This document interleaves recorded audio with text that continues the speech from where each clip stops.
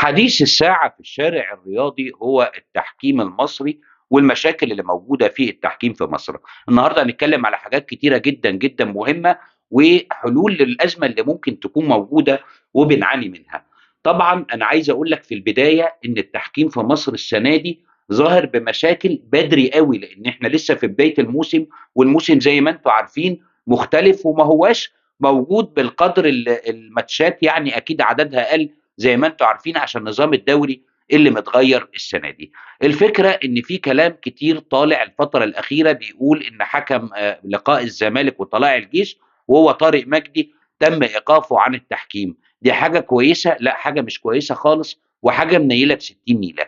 ليه؟ لان من قبليها في ماتش سيراميكا برضو اتقال لك اتوقف الحكم الفلاني، والموسم اللي فات برضو اتقال لك اتوقف الحكم الفلاني، وبنخش في قصص ومشاكل وحوارات، وبيطلع بعديها بيان نادي الزمالك الغريب اللي هو كان طالع. الحقيقه مش عارف هم عايزين يقولوا ايه للجمهور، ولا القصه بتاعت البيان دي قصه ايه. تعال اقول لك اول حاجه في موضوع بيان نادي الزمالك، ان هو بيان عديم القيمه، ملوش اي لازمه، لانك مش هتاخد منه اي حاجه ولا هتستفاد منه اي حاجه. اي بيان صحفي او اعلامي بيطلع بيبقى الهدف منه ايه؟ الهدف منه حاجه من الاتنين، وممكن يكونوا الحاجتين مع بعض. الهدف الاولاني ان هو بيعبر عن النيه اللي موجوده داخل مجلس الاداره انها تعملها في قلب البيان ده وتظهر هذه النية. الحاجة التانية بتوجه رسالة لاتحاد الكورة واللجنة الحكام، ورسالة للجماهير على اللي مجلس الإدارة ناوي إن هو يعمله، والخطوات اللي ناوي إن هو ياخدها للتصعيد عشان يحل المشاكل الكبيرة اللي موجودة بتاعت الجماهير. لكن مجلس الإدارة ما قالش الكلام ده في بيانه. قال لك حاجة لطيفة قوي لما بيقول لك إن هم بيستعجلوا استقدام الخبير الأجنبي اللي هيدير منظومه التحكيم في مصر عشان نقلل من هذه الاخطاء. طب السؤال اللي عايز اقوله لك، الخبير الاجنبي هيجي يعمل ايه؟ يعني جاوبني. الخبير الاجنبي هيجي يعمل لك ايه في وسط منظومه هي اصلا ضايعه؟ ما هو يا جماعه الخبير الاجنبي ده بيجي، انت عندك شويه مشاكل، عندك بعض السلبيات، عندك بعض الاخطاء اللي بيحاول ان هو يعالجها لك. لكن ان كانت الدنيا ضايعه معاك بالمنظر اللي احنا بنشوفه، الخبير الاجنبي ممكن يعمل لك ايه؟ المشكله اللي موجوده عندنا في التحكيم، خلي بالك انا عايز اضيف لك الحته دي عشان الحته دي مهمه جدا، ورساله مهمه لازم توصل، ولازم تكون انت مستوعبها كويس قوي انت بتتفرج. ايه هي الرساله اللي هقول لك عليها؟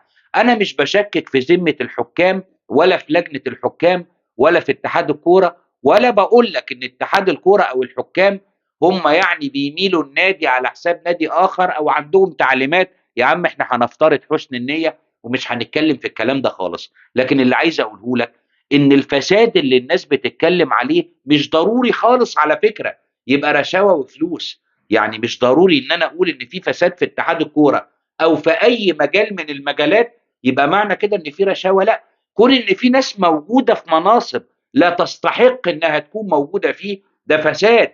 كون ان يكون في مجموعه فشله بيفشلوا كل مره في اي اختبارات ممكن يكونوا موجودين فيها ده فساد. الفساد مش لازم تكون مرتشي عشان اقول ان في فساد اللي بيحصل، او اتهمك لا سمح الله بحاجه زي كده. لكن احنا بنقول ان في مشاكل في مجموعه من الحكام، ومش هبالغ اذا قلت لك الغالبيه العظمى من اللي موجوده على الساحه في التحكيم المصري لا تستحق ان تتواجد، ولا يوجد لديها اي خبره فنيه او اي رؤيه فنيه او بدنيه بتتفرج عليها من الحكم جوه الملعب. لان في بعض الاخطاء اللي انت بتتفرج عليها وبتشوفها ان لم تكن كلها اخطاء، يعني احنا بنبقى شايفينها وهو بيبقى بينه وبينها 2 3 متر وهو ما بيشوفهاش. والدليل على ذلك محمد الحنفي خير مثال. انا مش هختزل المشكله في الحنفي، لكن الحنفي سقط في اختبارات كوبر ومع ذلك موجود. يعني معنى كده ان الراجل عنده مشكله في اختبارات كوبر. دي اختبارات بدنيه، يعني اي ماتش هيحكمه عنده مشكله بدنيه. طب واحد زي ده موجود ازاي؟ وقيس على ده حاجات كتيره جدا. الناس اللي موجوده على الساحه، لو انت عايز تطور مستوى التحكيم في مصر وعايز تجيب خبير اجنبي يعمل لك حاجه نتحاكى بيها ونقول ان الاتحاد في ظل وجود مجلس الاداره الحالي عمل حاجه خدمت التحكيم المصري وفادت التحكيم المصري، اقول لك هنا تعمل ايه؟ لازم تطلع وجوه جديده، وتحط خطه طويله الاجل قصيره الاجل ايا ما كانت، وتطلع بمنتهى الشفافيه وتقول للناس انا عندي مشكله في التحكيم، انا بدفع بوجوه جديده، الوجوه الجديده دي خدت فتره تدريب محترمه، لكن انتم مصممين على مجموعه معينه بعينها، تغلط يقول لي وقفتها اسبوع اسبوعين ثلاثه، ترجع تاني تخليه موجود وترجع تاني يشتغل.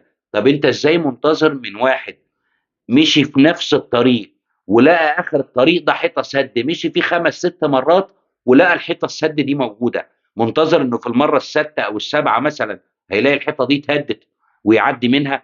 ده مش كلام منطقي ومش كلام المفترض ان احنا نقتنع بيه. لو انت عايز تحل مشكله التحكيم في مصر، اتخلص بقى من ان حكم دولي سابق جايب ابن عمه وابن اخته وابن خاله وابن خالته وابنه وابن اخوه والقصص دي كلها، اتخلص منها وشوف الناس اللي عندها موهبه. انت ما تحاولش تقنعني ان احنا بالتعداد السكاني ده كله واللي الناس بتلعب كوره من وهي عندها 4 سنين وما انتش لاقي حكام كويسين يطلعوا ويديروا المنظومه بالشكل اللي احنا شايفينه. وبرضه حتى الناس اللي بتدير لجنه الحكام هياها نفس الوجوه، يمشي زيد يجي عبيد، يمشي محسن يجي حسنين، سينا زي سونيا، مفيش اي فرق.